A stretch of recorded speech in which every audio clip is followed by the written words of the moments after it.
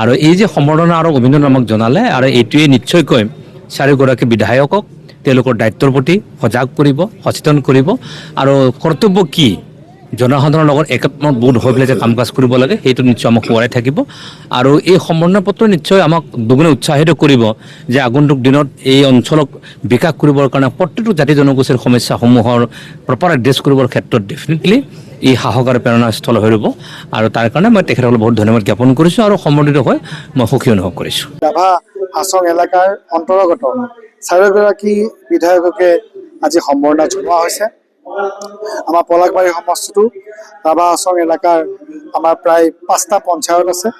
তাৰ উপৰি বকো সমষ্টি, দুধনৈ সমষ্টি আৰু ৱেষ্ট গোৱালপাৰা সমষ্টিও নৱনিযুক্ত বিধায়কসকলক আজি নিমন্ত্ৰণ জনোৱা হৈছে। মই তেওঁলোকক ধন্যবাদ জনাইছোঁ। আজি ইমান সুন্দৰ এক ইয়াতে সম্বৰ্ধনা অনুষ্ঠান তেওঁলোকে অনুষ্ঠিত কৰিছে।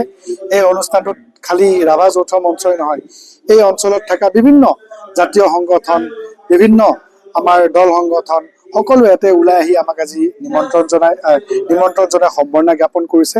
মই ভাবোঁ যে এনেধৰণৰ অনুষ্ঠানবিলাকে আমাক প্ৰেৰণা দিয়ে। প্ৰত্যেকটো জাতি জনগোষ্ঠীয়ে আমাৰ প্ৰতি থকা মৰমৰ প্ৰতি আমি সদায় সংকল্পবদ্ধ যে আমি প্ৰত্যেকটো জাতি জনগোষ্ঠীক আগন্তুক দিনত আগত লৈ গৈ কাম কৰিম। ৰাভা হাছং এলেকাৰ প্ৰত্যেকটো জেগাতে যাতে আমি চুকে কোণে আমি উন্নয়নৰ কাম কৰিব পাৰোঁ, পিছপৰা অঞ্চলবিলাকত কাম কৰিব পাৰোঁ, সেই সংকল্পৰে আমি ভৱিষ্যতৰ দিনত কাম কৰিম।